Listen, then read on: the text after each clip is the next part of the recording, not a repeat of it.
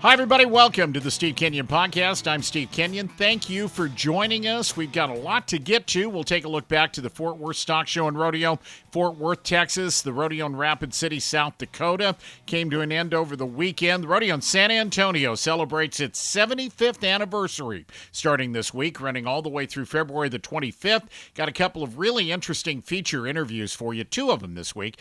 Cody Ohl joins us. He's in the ProRodeo Hall of Fame. He's one of the coaches that has been selected for Kid Rock's Rock and Roll Rodeo that will take place along with the PBR World Finals in Texas May the 17th. We'll talk to Cody about that, and you'll hear from bareback rider Cade Saunier. He did really well in San Antonio last year, finished fourth, finished second in Fort Worth, finished third in the world standings at the conclusion of his first NFR. Cade's a great interview. We'll talk to him coming up in just a couple of minutes. There are a couple of things I want you to know about. We are giving away from the 8 Seconds Media store a group of $100 gift certificates. The first drawing will take place on February the 23rd. All you need to do is go to the 8 Seconds Media Facebook page and subscribe to our newsletter. And you'll find the details on the newsletter link at 8secondsmedia.com, and we'll have a drawing once a month and give away those $100 gift certificates to the 8 Seconds Media store. While you're at it, please subscribe to our podcast, like and subscribe our shows. We've been putting out a lot of content in conjunction with our partners at Next Gen Rodeo Media. We've got Western Sports recaps, the video of a bunch of the interviews that we do that you can also find on our YouTube link that you can find at 8secondsmedia.com. We're putting out a lot of stuff right now, and we hope that you will like it, subscribe, and join us every week, both for the Legends of the Hall podcast. This week's guest is the great Billy Ettbauer, and here, of course, on the Steve Kenyon Podcast, we're sponsored by Wrangler, Long Live Cowboys, by the Justin Boot Company. Thank you to Resist All, to Prefer, #1 in Ranch and Rodeo. I got a big box the other day from my friends at M2 Ranch Jerky. They sent me a bunch of jerky that includes the 6 different seasonings they offer, the 4 different flavors, the 4 different species, I guess is the best way to put it: beef, elk, venison, and buffalo. I really enjoyed the elk teriyaki. You'll have a chance to buy M2 Ranch Jerky coming up soon, and we will tell you more about it as time goes by. Unbeatable Feeds. Unbeatable Feeds is online at unbeatablefeeds.com, and that forage-only feed from Unbeatable Feeds is taking off, and a lot of people are reporting great success. Our horses love it. I hope you'll check them out at unbeatablefeeds.com. Click on the dealer locator. You'll find a dealer near you. Rodeo in Fort Worth, Texas came to an end over the weekend. Barrel racer Sarah Winkleman from Minnesota was crowned the champion, riding a horse she calls Rory. Sarah's second in the WPRA's world standings right now, $27,000 for the year. All of it from the rodeo in Fort Worth. A year ago, she didn't get into rodeos like Fort Worth and San Antonio. This year, she's gotten into all of them, and she talked to us about winning Fort Worth, the biggest win of her career so far.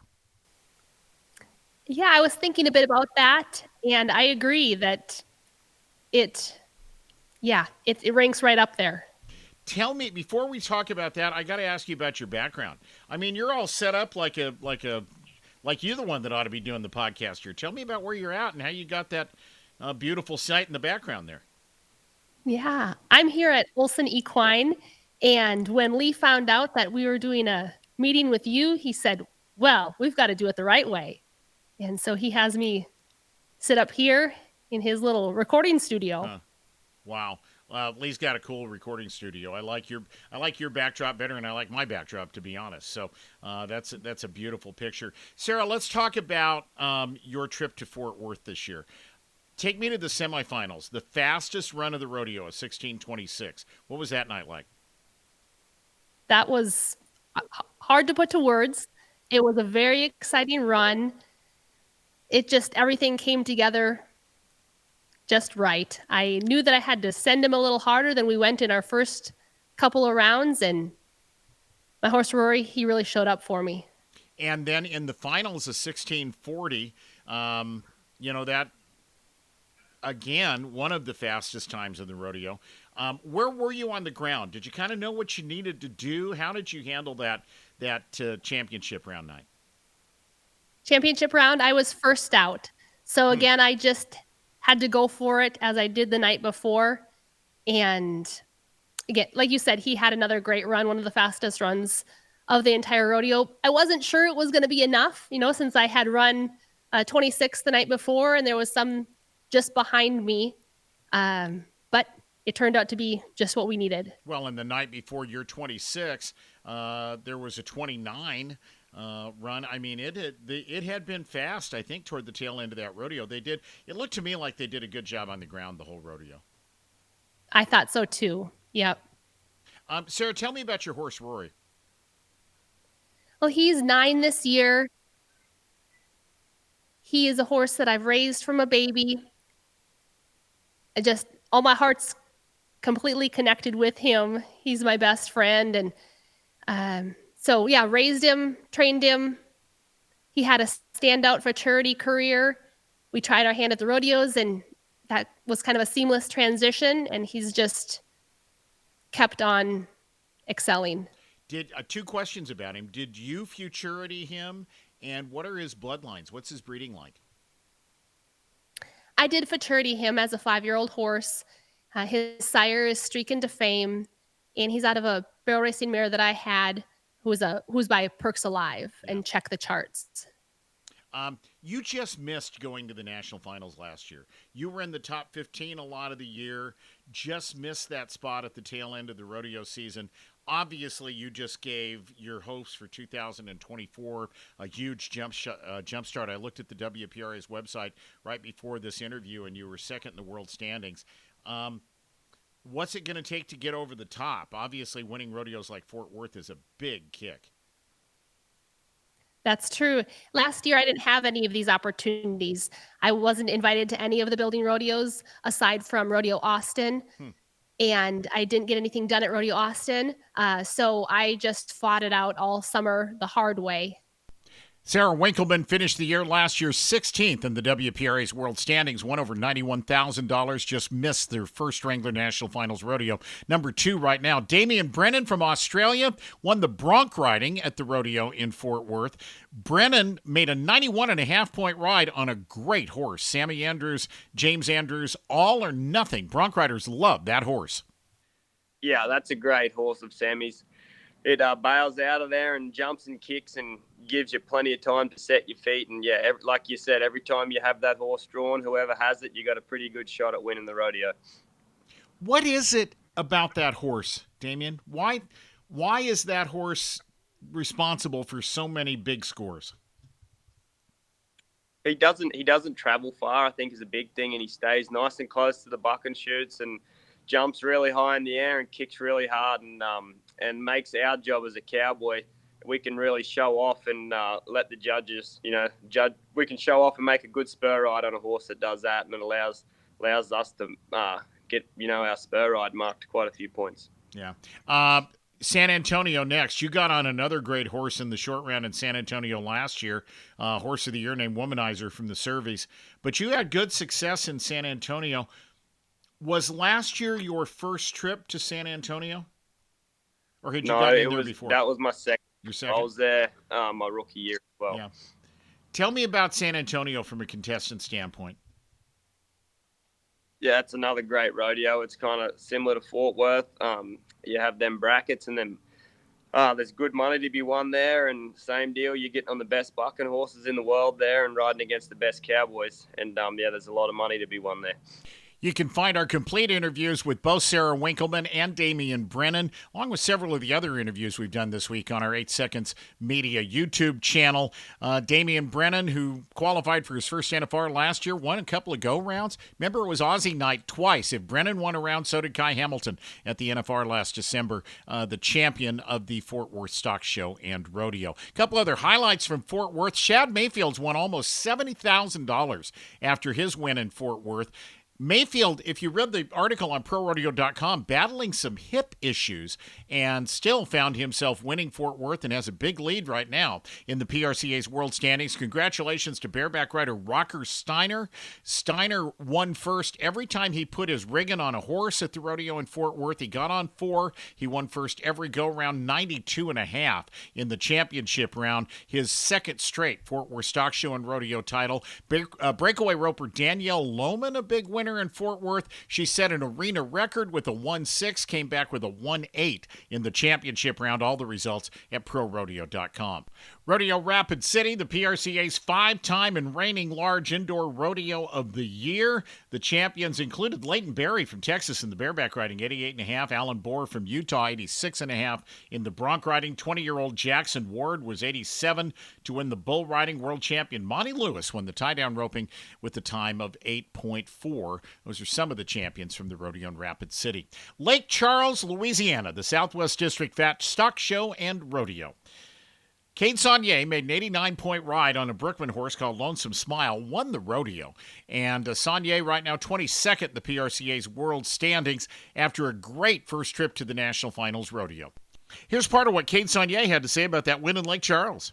Yeah, I'd actually gotten on that horse in Lafayette at the hometown. I guess I get 2 hometown rodeos. I went to school in Lake Charles, and I'm from Lafayette. So they might have given me a couple hometown points. But, no, that horse is – I mean, it's a great little horse. 409 Lonesome Smile of Brookman's. I mean, every guy that gets to get on it has an opportunity to be in the high 80s and get to have a pile of fun.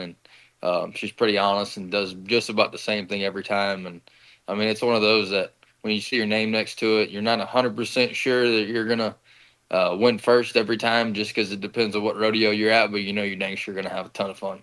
Kate, I went back and looked at the stock score. The judges marked the horse 42 out of 50, which is a good marking, but it was an 89-point ride. So that means the rest of the points came from you. That's my math isn't very good, but that's a 47-point spur ride. You must have done something right. Yeah, I think I might have had her number from being on her the first time. The first time I got on her, which was only 2 weeks ago in Lafayette, but I was 86, and man, as that horse bucks, the more trips she has, the better she gets, and the more honest she gets. And yeah, I mean, it's one of those that you really get to show off. And I was able to click my spurs off my rigging handle and get them set way before she was even kicking or hitting the ground. And I mean, it's one of those you really just get to show out and feel like you're a macho man because you feel like you're doing something super cool, you know? That's bareback rider Cade Saunier from Louisiana trying to get to his second straight Wrangler National Finals rodeo. We're going to take a timeout. When we come back, world champion, 6 times Pro Rodeo Hall of Fame inductee, and now one of the coaches at Kid Rock's Rockin' Rodeo. Cody Ohl joins us to tell us all about what the PBR and Kid Rock have planned at AT&T Stadium in Arlington, Texas on May the 17th. That's on the way. Thanks for joining us. This is the Steve Kenyon Podcast. M2 Ranch Jerky is coming soon. True traditional cowboy jerky. Less sugar, more meat, more flavor. M2 Ranch is a family-run business headquartered in southern Idaho. We are proud of our western roots. We've got beef and buffalo, elk and venison in 6 exceptional flavors. And the best news is M2 Ranch Jerky is just about here. Less sugar, more meat, more flavor. Coming this spring, M2 Ranch. Hey y'all, this is Cody Johnson. When I was starting out in music, most every radio station and venue I went to told me no. At that point, you got 2 options: tuck tail and quit, or buckle down and fight. Well, I'm a fighter, not a quitter. And that's why I wear Wrangler jeans and shirts. Their toughness and style are legendary. They're an iconic symbol of the West, and there's no quit in them either. Life's not about the destination. It's about the journey. And if I'm going to enjoy the ride, I'm riding in Wrangler. Wrangler, long live cowboys. Ranch Jerky, true to the cowboy way. New styles join our time-tested Justin Bent Rail collection. Like the rugged men and women who wear them, these boots stand for quality, integrity, tradition, and hard work. Straight from our legendary El Paso factory, our expert bootmakers build these boots with features that would make even the earliest cowboys proud. Outfit yourself today with a Bent Rail collection by Justin.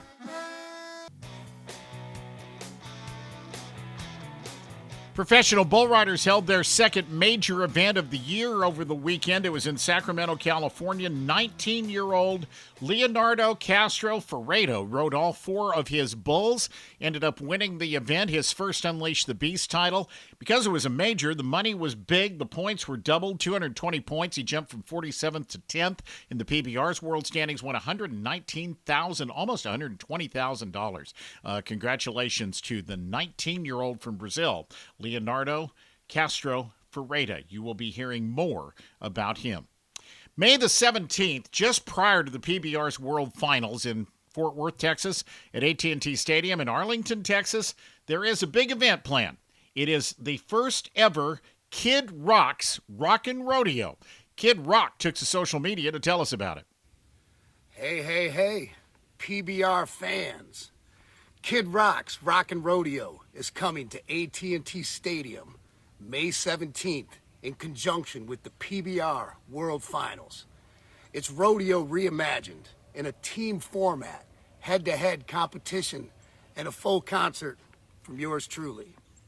This rodeo is going to be 100% pure American badass. Go to PBR.com for more info. And we hope to see you down in Texas, May 17th, for the first Kid Rock's Rockin' Rodeo. That's courtesy of the PBR's Facebook page. We shared it on our 8 Seconds Media Facebook page. It's a team concept. There are 6 teams, $1 million plus on the line for the champions. 6 coaches of those 6 teams. There will be a draft later on this month to put the teams together. The 6 coaches are a bunch of world champions in rodeo. Sid Steiner, Fred Whitfield, Bobby Moat, Charmaine James. Kid Rock's actually one of them. Cody Ohl, who, of course, was a world champion 6 times and ProRodeo Hall of Fame inductee. Won over 50 go-rounds at the National Finals Rodeo. We caught up with Cody Ohl to tell us all about Kid Rock's Rockin' Rodeo. Told you about this thing. I was all in for sure because it's just, I coach every day, in private lessons here at the house, and it's just something I'm obsessed with. I study it, I break it down. The Cowboy Channel makes it easy for me. They show great runs on TV, and then, then come back and slow-mo it, and then, I'll video it and slow-mo it. So it's something I'm really obsessed with. And so, I think I got a lot to offer, and, and share some of my insight when it's crunch time, with other competitors nowadays that are trying to get to the mark that I got to. Yeah. So let me ask you about, how does this work, Cody? What is the process between now and May the 17th for you guys to figure out who your teams are? Do you have a draft? How does this all work? It's all draft. It's going to be on the 27th. I don't think we're going to make a big announcement after that draft because we all have to fly to Nashville, and we'll make the big announcement there because it'll all be televised and at Kid Rock's bar there. But on the 27th, we get to draft our team. So right now we're really just, crunching and seeing who and what we can, have on our team. And you can't really make a big game plan because you don't know who's going to pick, in what positions yet. You don't know who's got what game plan or who they can't live without, on their team. And so it's really just, just like this, I'm watching NFRs, and trying to get me a team put together. I'm watching these rodeos and who's hot right now and what horses they're competing on. Everybody's going to be going in the same arena at the same time. So you've got to be, watching these horses and what scores the best. And it's going to be on the red light, yellow light, green light, go system, the Christmas tree deal. And so there's going to be a lot of variables, and a horse is going to play a big role in it. I remember years ago, I don't want to say that I was a kid, but I mean, it's been 30 years or more, it seems like to me, watching a team rodeo format where they'd run, you know more about this than I do, I think, Cody, where they'd like have 2 calf ropers back in at the same time and red light, green light, go. And is that kind of the way it's going to be at this rodeo? That's exactly how it's going to be, all the timed events. So the barrel racers will be coming out of like 2 head boxes, and that you'll have a gate man, and then we're not having all the kinks worked out yet. We have another call today, but we're actually going to set the arena up there at Prefert, and the college kids there are going to go through this and, we'll hash out, what needs to be changed and what needs to be better and what, keeps everything safer. But yes, it's all the timed events are going to be on the Christmas tree deal effect. And then, so, it's going to make a huge difference to guys that have horses that'll stand there and give them the opportunity to, to drop the hammer when it's time instead of, the steer being perfect or, riding up and all that kind of stuff. Yeah, I was going to say, how does that affect horses? How does that affect a tie-down roping horse to have another tie-down roper, at work off to your left or off to your right at the same time? Only ones that I've been a part of, it hasn't been that bad. But you take a horse that you think that's been bomb-proof his whole career, but, with all that stuff going on besides, there's always variables. There's always a chance of a horse spooking or, there's no, the 100% you can count on this guy and this horse on this run. Well, maybe not with all the variables that, go on. And, two barrel horses running in the same arena and two steer wrestlers going at the same time. There's a lot of variables that are going to, take place in this. And it's going to be something new. It's going to be, a lot of people feel like you kind of left in the dark just a little bit, but anything the PBR does is first class. It's never like, oh man, that didn't work. They're working on this thing like crazy and then taking all our feedback and to make it, the best event it can possibly be. The coaches are Kid Rock, Charmaine James, Cody Ohl, Bobby Moat, Trevor Brazil, Sid Steiner, and Fred Whitfield. You and Fred have been known to trash talk a little bit from time to time. Will there be a little? I don't know. I bet you Sid Steiner can probably tell you guys what's what if he needs to. What's that going to be like? Oh, it's going to be fun. Like I know him and he knows me just like the back of our hand. So it's going to be fun. It's just more fun for me to have fun with him and share what we learned. I mean, in the same rig together. What I've pushed him to be the best at, or wished, vice versa. It's going to be. He's going to know some of my scenarios and I'm going to know some of his, but at the end of the day, we're friends and it's going to be cool to share what we have in our tank and, what got us to the very top. Yeah. Cody Ohl is joining us and, such a great career, inductee into the Pro Rodeo Hall of Fame, won the all-around in 2001, tie-down roping world titles 97, 98, 2001, 2003, 2006. Just a phenomenal career. Everybody, I mentioned your name, Cody, and I'll bet you a lot of people remember that 10th go-round where you tore your knee up and hurt your leg. I forget exactly what happened, but literally crawled to a calf and tied it. Think back on all the ups and downs and the highs and lows that you had in your career, and I mean, what do you think now as you look back on it? That's the run that always gets brought up. It's always the run that, people remember or, high school coaches. Which is interesting because you made so many super fast runs, but that's the one that sticks out in so many people's minds. That's sure. I mean, it's crazy because, just for instance, winning 52 go-arounds, in Las Vegas against the greatest guys in the world, the first thing that's ever brought up is the run where I blew my knee completely out and knew I needed to get a time to stay in the hunt, after having such a great year for the all-around and the calf roping. And, as great as that run was and cool as it was to pull that off, it's kind of knife in my side because it's kind of the night that kind of tarnished my career as well. It sidelined me for a year at the top of my, at the very top of my game, in the best shape I was in and the most driven I was to keep this going and, become Trevor Brazil in 26 gold buckles. No, not even close and not even something I wanted to accomplish. But, I know there was 3 or 4 all around championships, maybe still left in the tank that I could have been right in there and maybe got a couple more, and then the calf ropings that I, slipped away from me right around that time frame, so it's something that kind of bothers me still in life, but it's something that I know I could have accomplished, so it's easier to sleep with. Yeah. 1997, you and Fred went right down to the wire. You won it by $5,000.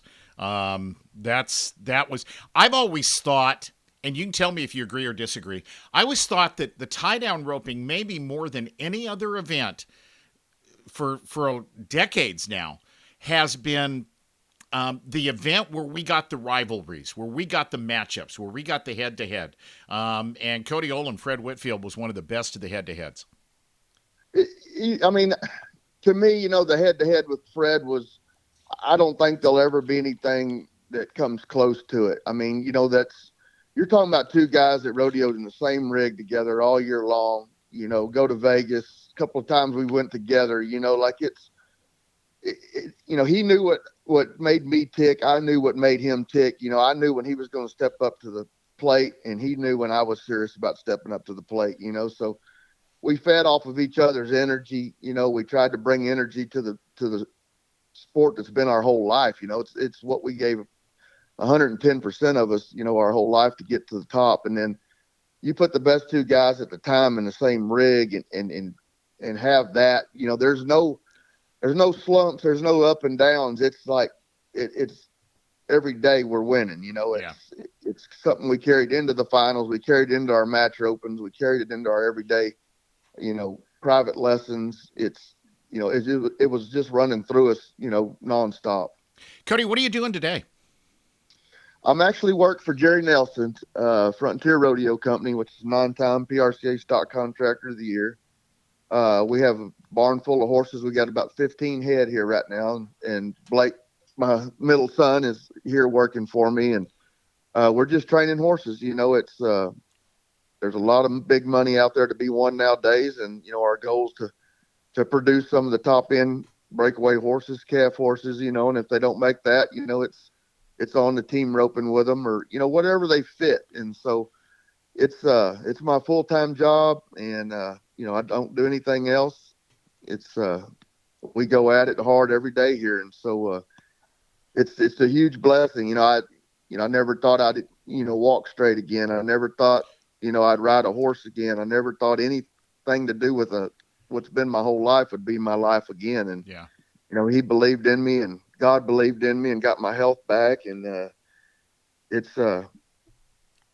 he's obsessed with it as much as he is the stock contracting business, and it makes it just super fun to have a boss, that believes in you and trusts you with everything he's got. Jerry Nelson loves horses. Am I right in saying that? I don't care Jerry if it's Nelson bucking horses or rope horses. So it doesn't matter what he's into. It doesn't matter who he's helping, supporting, whatever he's in, he's all in. And so it makes it fun to be on a level. If we need it to be better, we get it, and so, there's no second guessing anything. Like if it needs to be better, we make it better. So it's unreal for my family right now. It's a job that I take and I cherish with everything I got daily. So, these horses are our life now, and we enjoy it. Let me ask you about timed event horses, tie down roping horses, breakaway roping horses, team roping horses in particular. I think the value of those animals is just skyrocketing. Am I right? Breakaway roping, its explosion has made tie-down roping horses much more valuable. The futurity system that's developing in the team roping, and I think in the tie-down roping too, that's adding value to these horses. Am I right in everything I just said?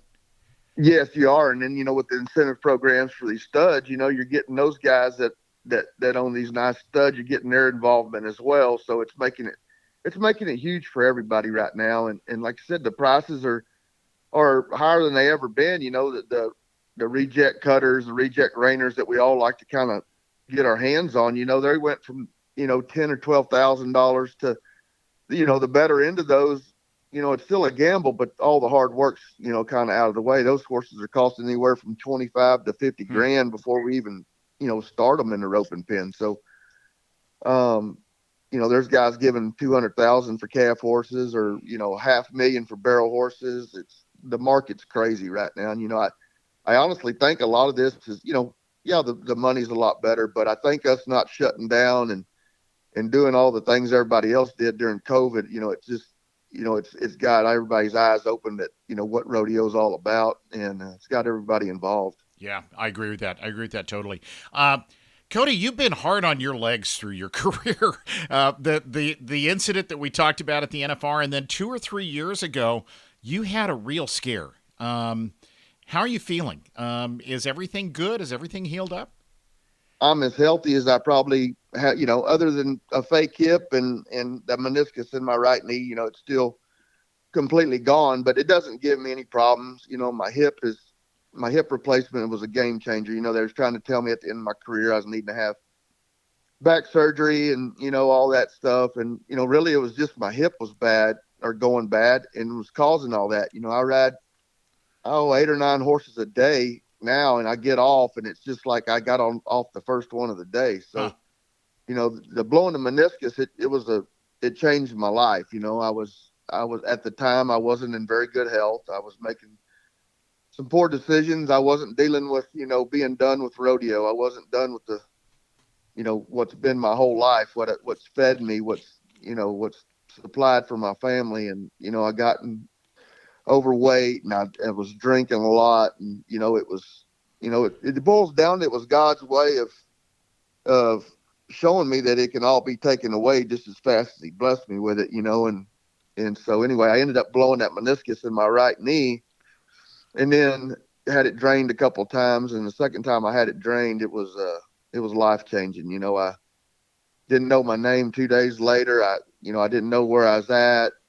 I spent the next 3 or 4 months laying flat on my back in the hospital fighting for my life. So it was just a game changer. It changed my life. It got me back on the right track. He's blessed me with being at the top of the mountain over and over and over in my life. And then, let me look at under the mountain for sure. Yeah.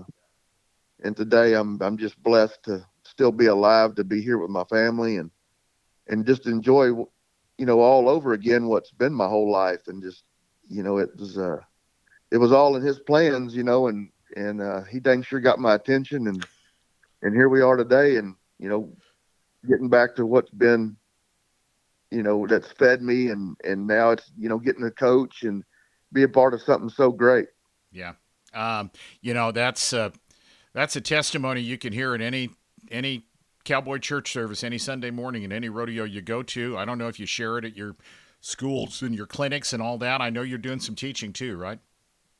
Yeah, I do private lessons is all I've really got time for. I don't really load up and, go put on big clinics anywhere. I've got a great job here and I treat it above everything that I do. So, I do private lessons because it doesn't get in my way, because I can rope, kind of with them and, be riding my horses at the same time. And, it also helps them to really demonstrate what I teach is the way I do it as well. We watched a young superstar named Riley Webb win a world title last December. There is and I think you've had a few of them cross your path, a few of these kids. There are some really talented, there's some great veterans out there, the Shane Hanchys and guys like that of the world, but there are some young guns in this tie-down roping business that I think are going to be making headlines for a long time. Sure. I mean, they've taken it by storm. I mean, they take it serious. They get to every event they can get to. Like the NFR is really good watching. Some of the, I got to be careful some of the comments I make, because it's, the times have changed. The cattle are smaller. That it's what the people want to see. They don't want to see the bigger, stronger, mushier calves. It gives more guys a chance to win nowadays. The cattle are better. They're smaller. They're faster handling. The kids can get by with not as much size as we had to get by with. It's like I made a post the other day that I didn't rodeo and professionally wasn't really on my agenda, wasn't on my plate when I graduated high school. These guys are just waiting for that day now at 18 just to get their card bought. But it was a big boys event when I got 18. It was, calves were big, the horses were great, the guys were animals. I mean, it was a hard way to make a living. And so I'm just proud that they get to rope at the kind of money they get to rope for now, and like I said, the talent is there, and it's those guys still doing it the way we did it, and that's what's the most meaningful part of it. Let me ask you two final questions, and I'll let you get going, and I really appreciate your time.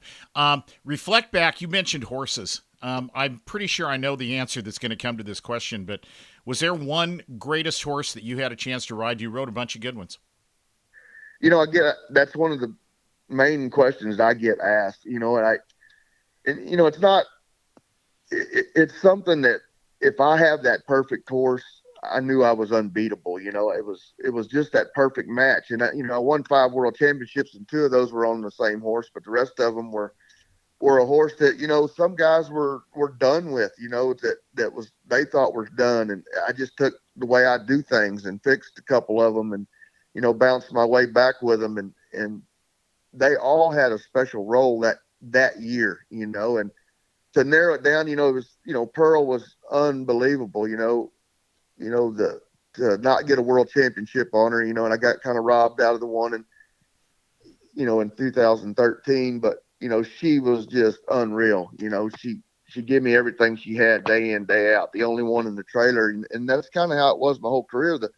That horse that year was the only one that I rode. It didn't matter if it was a jackpot, a 2 for 10, 2 for 2,000, or Cheyenne or Las Vegas. That's the horse I rode. And we had such a bond and such a combination together that, it was unstoppable, and to go back to the horse Luke, in 2006, I placed 23 rodeos in a row on that horse. There's a lot of my records, coming down and being broke and they're supposed to be, but I'm not sure that one will be, anytime soon. That one will disappear to get 23 checks in a row against the greatest guys in the world. Yeah.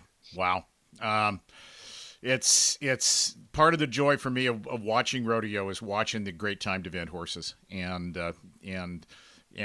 watching you guys that have had a chance to ride the best in the best is always been a big part of what I love about this sport and what attracts me. So when draft day comes around, Cody, have you figured out who your first pick's going to be yet?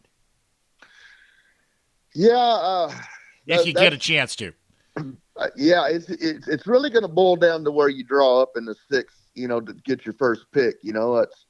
I've got 2 or 3 on my list. I couldn't tell you out loud. So, but yeah, I've got it narrowed down to my first couple. And then the rough stock end, you got to go with what's hot and who's getting the marks with them pencils right now. I really, I'm really firm believer in that. There's tons of talent. There's tons of horses in the timed events, but the rough stock side of that deal, you're going to have to be sharp, I think. Yeah, I agree. Cody Ohl, one of the coaches so how many people have asked you this question? Have you met Kid Rock? Yeah, we all got some personal time with him there at Vegas when we announced all this, and we had a good time. And like I said, to get everybody reunited and then, be around, the guys we get to be around now and the celebrities and all that good stuff. It was just a good mix and good feed. And, he's excited about this as much as we are. So that's what's cool about the whole deal. And then, my theme song being from him my whole career, I forgot about that. Pretty cool. Yeah, I was hoping one of the teams was Cowboy, but yeah, we'll work on that with him. Yep, when Cody Ohl used to back in the box at the NFR, I'd forgotten completely about that. You heard the same thing every night at the National Finals Rodeo, and it was Kid Rock. For sure. Yep. Cody, I appreciate your time. Good luck. Congratulations on everything that's happened for you in the last couple of years. I'm glad you got through all of that healthy and have fun with this. It sounds to me like it's just going to be a blast. It is going to be a blast. And it's, like getting all of us guys involved again is going to be huge, I think, and give back what we still have in our tank to share with the greats of today. Yep. Sounds like it's going to be fun. Kid Rock's Rock and Roll Rodeo, May 17th. It'll be right there as part of the PBR's World Finals. Cody Ohl, thank you for your time. I appreciate you. Thanks for having me. Kid Rock's Rockin' Rodeo, May 17th, Arlington, Texas. It should be an interesting night. I have this vision of a rodeo and a concert all kind of rolled into one. What do you think?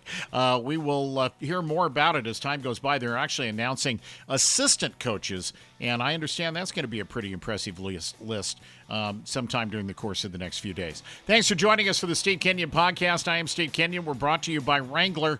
Thank you to Prefert, to the Justin Boot Company, to Resistol, to M2 Ranch Jerky, and to our friends at Unbeatable Feeds. Go to unbeatablefeeds.com. Click on the dealer's link. You can find a dealer near you. Try the forage-only feed. Your livestock, your horses will love it. God bless everybody. We'll do this again next week. Thanks for joining us. Please subscribe and like everything we do on the 8 Seconds Media Facebook page. I'm Steve Kenyon. This is the Steve Kenyon Podcast.